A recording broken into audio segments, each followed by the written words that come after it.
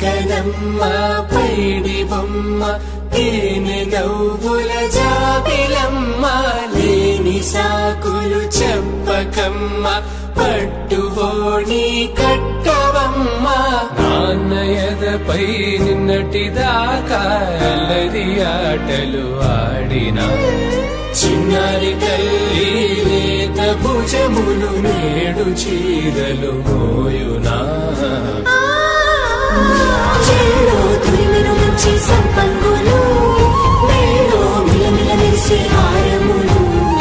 అల్లో నీరెళ్ళంటే ఆ కన్నులు అమ్మ ఒళ్ళో కంటాయంట కలకలను